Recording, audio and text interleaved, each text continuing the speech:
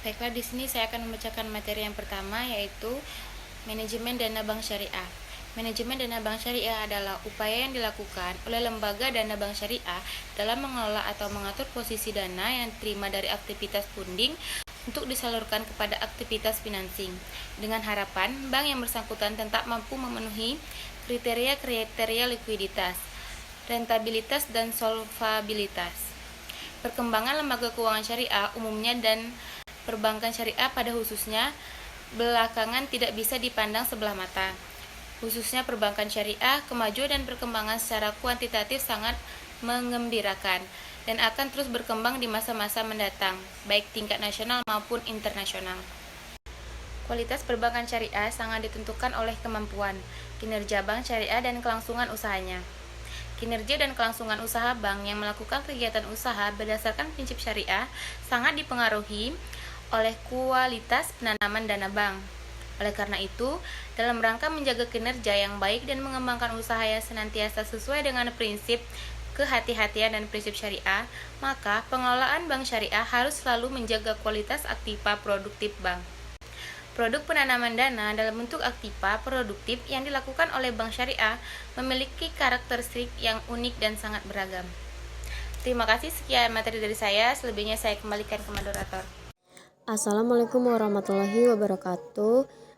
Perkenalkan, nama saya Fatma, NPM 1951020401, kelas F Perbankan Syariah. Di sini saya akan melanjutkan materi dari Devita, yaitu yang B, sumber-sumber dana bank syariah, di mana bank syariah suatu usaha bank mencari dan memperoleh dana untuk kegiatan operasinya. Untuk membiayai operasinya, dana dapat diperoleh dari pinjaman masyarakat dan bisa juga dari modal sendiri, yaitu dengan mengeluarkan atau menjual saham. Bank memiliki kegiatan yaitu memberikan pinjaman dan menghimpun dana dengan baik. Bank dapat menghitung selisih bunga sebagai keuntungan yang akan diperoleh. Pencari sumber dana bank ini tergantung dari tujuan penggunaan dana yang akan digunakan untuk apa dan berapa jumlah yang dibutuhkan. Misalnya tujuan perolehan dana untuk kegiatan sehari-hari, maka sumber dana diperoleh dari simpanan. Namun untuk perolehan dana dengan tujuan memperluas investasi baru atau perusahaan usaha, maka sumber dana dari modal sendiri. Jika bank dapat memperoleh sumber-sumber dana yang diinginkan, maka akan memperoleh dan mempengaruhi perkembangan usaha bank dengan baik. Adapun jenis sumber-sumber dana bank tersebut adalah dana yang bersumber dari bank itu sendiri, yaitu sering disebut juga dari pihak pertama, dan yang kedua dana yang bersumber dari pihak luar, sering disebut juga dana pihak kedua, dan yang ketiga yaitu dana yang bersumber dari masyarakat luas, sering disebut dengan pihak ketiga. Dari ketiga dana tersebut yang merupakan sumber utama dan dari dana bank berasal dari masyarakat yang terdiri atas tiga, yaitu tabungan, deposito, dan giro. Selanjutnya, fungsi sumber dana bagi bank yaitu sebagai alat pembayaran kegiatan usaha. Dana yang dihimpun memiliki karakteristik yang berbeda baik dari jangka waktu maupun harga, tingkat bunga, maupun cara penarikannya. Identifikasi terhadap sensitivitas. Jangka waktunya akan memudahkan bank dalam mengendalikan sumber dana melalui maturity gap dan interest gap yang diinginkan bank. Oleh karena itu, sumber dana akan ditempatkan untuk membiayai usahanya dengan melihat karakteristiknya dan sesuai prinsip-prinsip manajemen pasifa. Penggunaan dana bank. Sumber dana bank merupakan usaha bank dalam menghimpun dana untuk membiayai kegiatan operasinya. Hal ini sesuai dengan fungsi bank dalam lembaga keuangan yang kegiatannya adalah dalam bidang jual beli uang. Sebagai lembaga keuangan, maka dana merupakan persoalan bank yang paling penting. Tanpa dana, bank tidak akan dapat berbuat apa-apa dan tidak dapat berfungsi sama sekali. Dana bank adalah uang tunai yang dimiliki bank ataupun aktiva lancar yang dikuasai bank dan setiap waktu dapat diuangkan. Uang tunai yang dimiliki ataupun yang dikuasai bank tidak berasal dari bank itu sendiri, tapi juga orang lain. Uang pihak lain yang dititipkan pada bank dan sewaktu-waktu akan diambilnya kembali baik sekaligus maupun secara berangsur-angsur. Sumber dana yang dapat dipilih sesuai dengan penggunaan dana. Sumber-sumber dana yang ada dapat diperoleh dari sumber modal sendiri atau modal pinjaman dari masyarakat luas atau lembaga keuangan lainnya. Adapun jenis sumber-sumber dana bank tersebut, dana pihak ke-1 yang bersumber dari pihak bank itu sendiri. Yang kedua, dana pihak kedua bersumber dari lembaga keuangan lain adalah dana yang berupa pinjaman dari luar.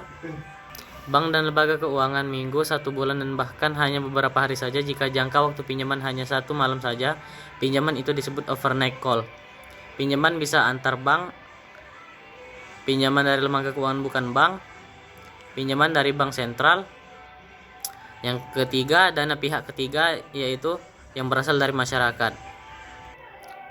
Dalam perkembangan saat ini, dari berbagai referensi kita dapat melihat sumber-sumber dana bank tersebut adalah sebagai berikut. Dana bank itu sendiri, cadangan laba, laba yang belum dibagi, kemudian 3 macam jenis macam simpanan, yaitu simpanan giro, biljet giro, dan simpanan tabungan. Baik, mungkin sekian yang dapat saya sampaikan. Saya kembalikan ke moderator. Bismillahirrahmanirrahim. Assalamualaikum warahmatullahi wabarakatuh. Izin memperkenalkan diri, nama saya Wulandari, NPM 19510200235, Prodi Perbankan Syariah kelas F. Di sini saya akan melanjutkan materi yang terakhir, yaitu sumber dan alokasi pendapatan bank. Nah, jadi di dalam mengalokasi pendapatan lembaga keuangan bank syariah harus juga memperhatikan sumber daya yang didapatkan agar supaya seimbang dan tidak terjadi liquid. Nah, jadi selanjutnya itu ada sumber pendapatan bank syariah. Jadi sumber pendapatan bank syariah itu digunakan oleh bank syariah itu ada 4. Yang pertama itu bagi hasil atas kontrak murabahah dan kontrak musyarakah. Yang kedua itu keuntungan atas kontrak jual beli al-bai berupa margin. Yang ketiga itu hasil sewa atas kontrak ijarah dan ijarah wa iktina berupa ujroh. Yang keempat itu fee dan biaya administrasi atas jasa-jasa lainnya. Jadi selanjutnya itu ada pembagian keuntungan atau profit distribution. Nah, jadi pendapatan yang didapat oleh bank syariah akan didistribusikan kepada DPK sesuai dengan akad yang telah dibuat saat melakukan transaksi berdasarkan kesepakatan mengenai nisbah atau bagi hasil antara bank dengan para nasabah tersebut, bahkan mengalokasi penghasilan dengan tahap-tahap sebagai berikut. Yang pertama itu ada bank menetapkan jumlah dana simpan yang berhak atas bagi hasil usaha bank menurut tipenya dengan cara membagi setiap tipe dana-dana dengan seluruh jumlah dana-dana yang ada pada bank dikalikan 100%. Yang kedua itu bank menetapkan jumlah pendapatan bagi hasil masing-masing tipe dengan cara mengalikan presentasi dari masing-masing dana simpanan pada huruf A dengan jumlah pendapatan bank. Yang ketiga itu ada bank menetapkan porsi bagi hasil untuk masing-masing tipe dana simpanan sesuai dengan nisbah yang diperjanjikan.